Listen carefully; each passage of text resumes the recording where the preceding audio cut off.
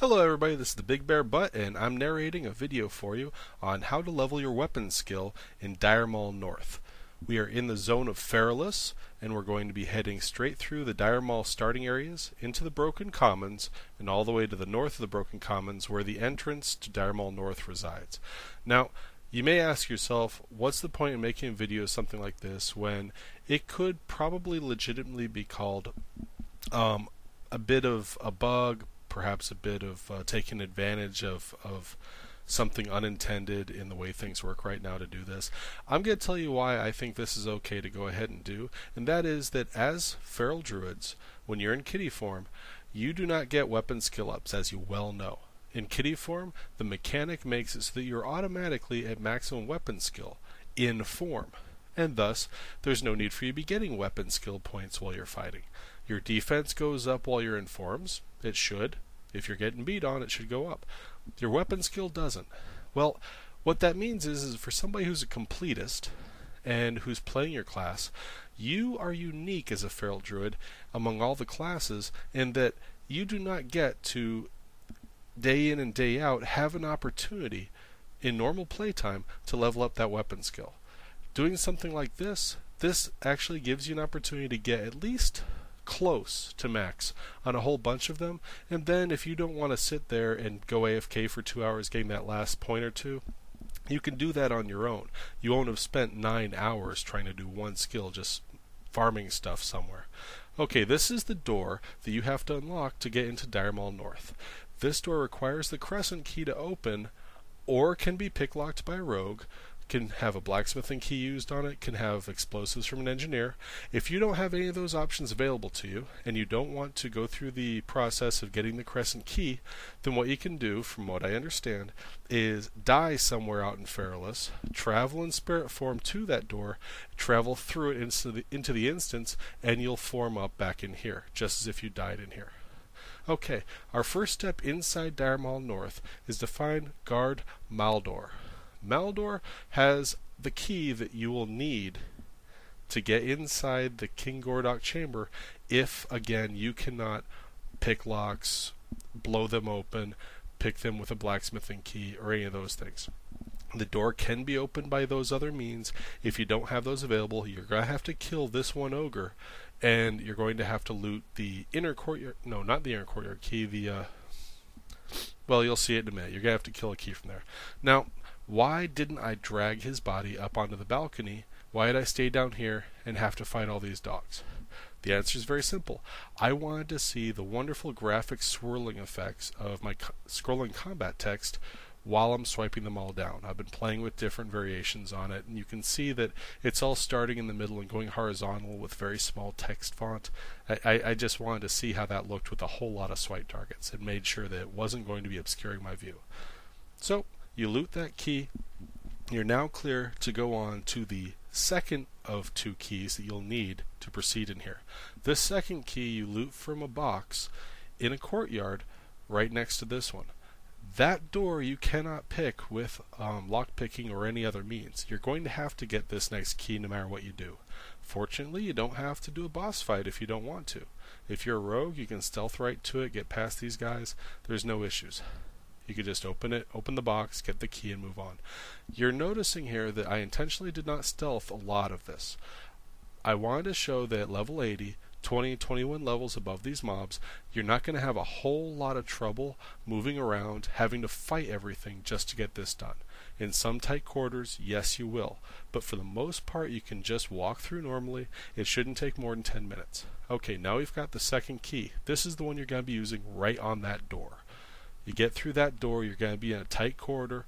You're going to have some wandering mobs, eyeballs. They're called Wandering Eye of Kilrog. What they do is they can see through stealth, they travel pretty quick, and if they see you and notice you, they stop, open a portal, and summon through a couple of void walkers right away. They're not tough, they're just kind of annoying. You could be in the middle of doing something, one sees you. An example of one of these green Wandering Eye of Kilrog will be right here. You can see that I ducked out of the way, but if he did see me, it would have opened a portal on the spot, and it would have aggroed that other group too. Moving through this, we're approaching the one little area that has a lot of arachnids, a lot of different kinds of skittering creepy crawlies. You gotta be careful in here if you're stealthing. You'll see a green haze form around me. If you're not careful, if you get too close to some of them, the green haze that forms around you will actually cause enough damage to drop you out of shadow form, or cat form, or stealth, however you want to call it. Okay, in that case, I didn't even get the green haze on me, but walking through there, you can get just enough of a dot on you that will break stealth. Okay, moving on, you can go up this ramp. Inside this room, even though the minimap shows it as one square, it's actually a set of rising ramps like this that spiral around until you're a lot higher. You can see in the original instance run of this that there was a lot of trash to have to deal with if you're going to try and do this just to do a few bosses. I really like how you can see the comparison between the new style of instances and this old style, how they've streamlined the fights so that you've got more interesting fights closer together rather than a lot of trash just to get to one. Okay, moving on, here's your second door. This is the one that you're going to be using the key you got off of Gordok Spirits for. There are two mobs. They're just trash. Just clear them out of the way. I have seen a rogue go right between them, get up to the door, pick the lock on the door, and not aggro them. In kitty form, I've tried that a few times. I haven't had much success at it, so I just kill them now.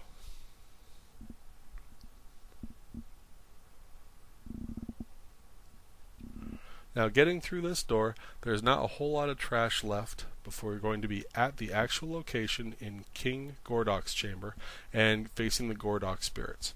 There is one thing to remember, and that is that while most of the stuff in this little corridor here is just brief trash, at the end of this corridor is a boss, and you shouldn't approach him like he's just normal trash. You're not going to have any trouble with him, but just remember that one standing right there at the end of this corridor. He is the last boss before King Gordok, and you know, if you want to get some loot, that's great, but otherwise just keep in mind that you shouldn't be distracted when you're going to be running through him and you're not stealth. He's no big deal, just wanted to mention it. Now, up there on the platform you can see King Gordok and his advisor. That's normally the last boss fight in here, and if you were doing a tribute run, this is where you would have been fighting to get to kill the king. Hopefully not killing any of the bosses along the way so that you can get extra points.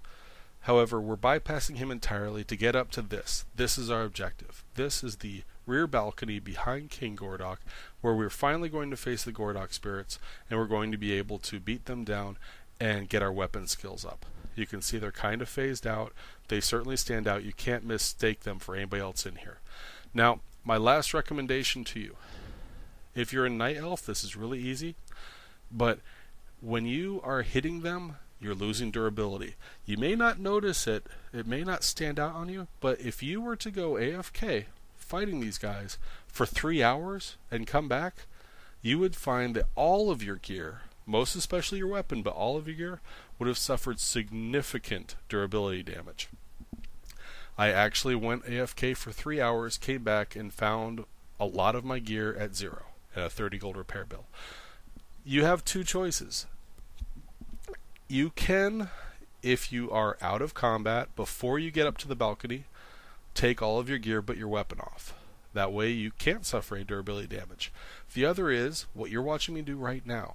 If you're a night elf, you can go into Shadow Meld. It drops you temporarily out of aggro, and it does let you switch gear, just like you can see. I'm swapping out bracers, swapping out other items. If you're not a night elf and you do come all the way up on this balcony, even though you haven't fought them, they will see you and trigger that combat mode, and you'll be kind of out of luck. You're gonna be in combat, and you're going to have to just deal with the durability loss. I hope you've enjoyed this video. I had a lot of fun making it, and I look forward to hearing your comments. Take care, everybody, and you have a wonderful wowing time. Bye-bye.